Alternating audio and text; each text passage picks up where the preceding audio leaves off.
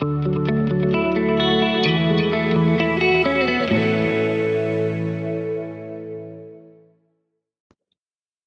maging self-aware tayo sa ating mga sarili.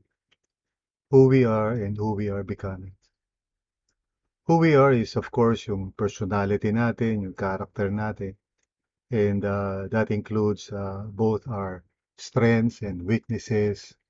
Uh, may tendency tayo siyempre na to justify ourselves and say na okay naman tayo. But we should not just focus sa ating mga strengths.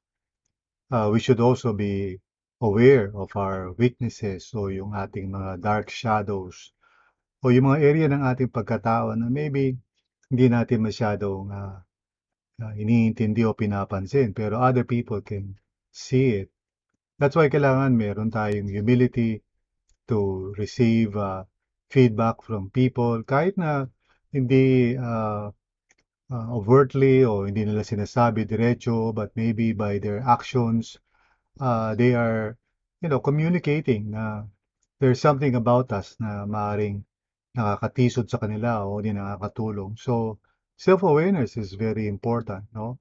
Na hindi natin dapat parang dinedefend yung sarili natin na based on our intentions. And of course, that's true. Minsan, iniisip natin, wala naman akong masamang intensyon. Pero that will not excuse us. We should be willing to look at ourselves in the mirror and especially through the Word of God.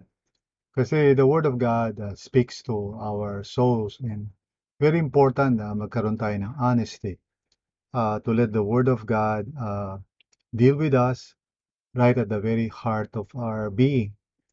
And of course, we also need to know who we are becoming kasi again, kung hindi tayo self-aware, we may be becoming a person na not like Jesus, but maybe like the world.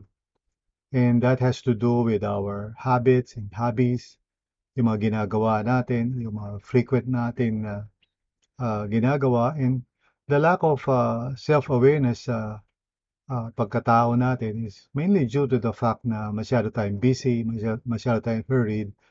And whenever there are signals, kunyari sa ating emotional state or maybe sa reaction sa mga tao, we have no time to process that. We just move on into our busyness and hurriedness to the point na hindi tayo nag-grow. So, we need to be, self-aware and magkaroon tayo ng humility to examine ourselves, to listen to feedback, both yung explicit, sometimes people close to us would say, ito yung nakikita ko sa'yo. Or sometimes hindi sila nagsasalita, but maybe they just walk away from us kasi na-offend sila sa atin. We should be honest enough to look into that and ask the Lord for help to see ourselves according to who we are and who we are becoming. I hope that this is helpful sa ating lahat.